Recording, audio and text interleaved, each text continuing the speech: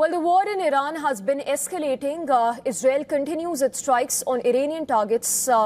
Iran, in response, has raised the intensity of its attacks. Now, the U.S. military says that 3 troops have been killed and 5 wounded, which mark the first American casualties of the operation against Iran.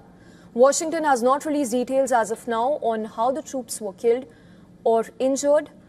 Iran, meanwhile, has vowed revenge after the killing of its supreme leader and has traded strikes with Israel in a rapidly widening war triggered by a surprise U.S.-Israeli bombardment. United States and Israel launched massive bombardments that killed Iran's supreme leader on Saturday. The strikes are still underway. U.S. air and naval forces operating with Israel are heavily bombarding Iran. President Donald Trump says that the objective is to destroy Iran's military capability.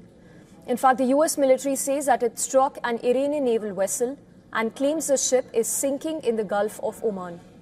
In response, Iran has fired missiles at targets in Israel and at U.S. facilities across the region.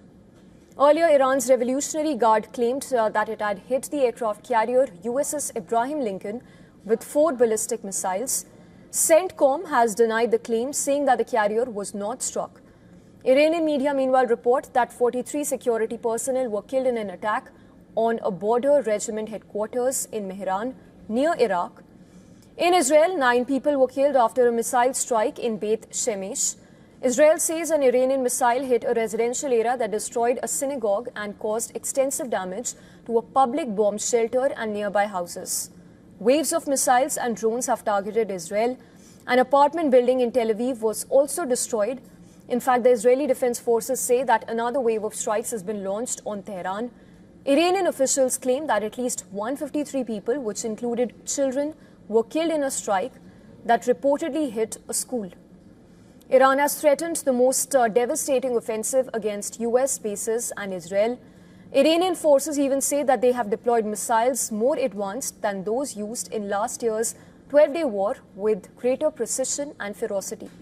The Islamic Republic has also targeted Arab Gulf states hosting U.S. forces. UAE says that 3 people were killed in Iranian attacks. Kuwait has reported 1 fatality. President Trump has even warned that he would respond with force never seen before and has urged Iranians to reclaim their country and claimed 48 Iranian leaders have been killed in the strikes.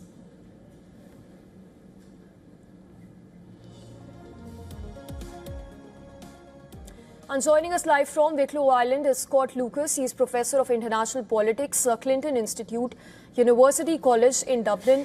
Mr. Lucas, appreciate you joining us on the broadcast. Starting first up with the latest statements coming in from President Trump, who says that he would be talking to Iranian leaders, but he's been vague on the timing as to when these talks will actually take place. Your assessment of the U.S.-Iran talks going forward? Well, as always with Trump, you need to treat his statements as effectively being bluster and rhetoric and try to get to the real point here. What I think you're hearing from Trump is that, only 10 days after he said he was the president of peace, that the reason why he at least, if not his administration, joined the Israeli strikes was try to bully Iran into accepting Trump's terms over Iran's nuclear program. And those terms were that Iran can have no uranium enrichment at all, 0 enrichment, and that it has to be willing to limit its ballistic missiles in terms of the number and in terms of their range. Now, the Iranians will not agree to those terms. They did not do so at the talks on Thursday. So that appears to be the tipping point where Trump, who did this as a businessman, said, okay, I'm going to bully you into surrender. And the bullying in this case happens to be these very, very deadly strikes, which have not only killed the supreme leader, but other senior members of the regime, including the defense minister, including the Revolutionary Guard's head, including the Army Chief of Staff. The question here now is whether what is left of the regime will actually agree to surrender to Trump's terms, Yes. to effectively give up their nuclear program for good. Yes. Mr. Lucas, follow-up question on the geopolitical realignment at play here. Given that Netanyahu has minced absolutely no words in saying that the strikes will only intensify in the coming days, and as we speak, Iran continues with its bombardment on several of these Gulf countries. How do you view Iran versus the Gulf Cooperation Council? What diplomatic efforts have been, in your view, underway or would be underway in days to come to de-escalate tensions and avoid a wider West Asia conflict?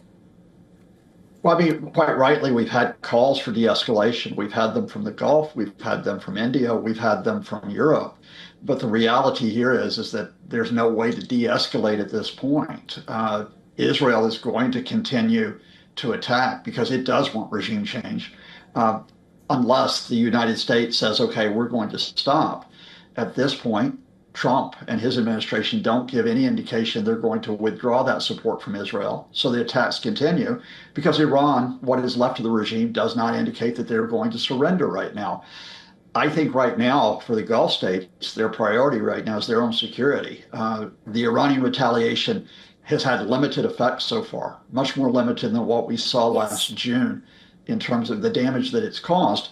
But we don't know how many more missiles Iran has and if it will basically expand the strikes, including on the Gulf states. Yes. Mr. Lucas, just last question before we let you go. Not to forget that 3 U.S. service members have lost their lives in these attacks. Does this essentially put more pressure, particularly on President Donald Trump going ahead?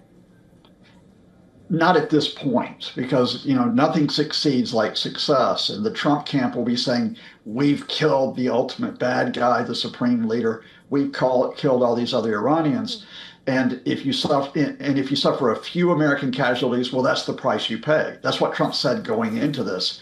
Now, if you wind up getting dozens of Americans who are killed, and then say scores of Americans who are killed, then you start to see domestic opinion say, wait a minute.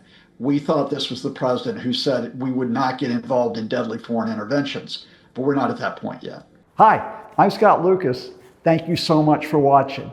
If you like what you see, subscribe, spread the word, send ideas.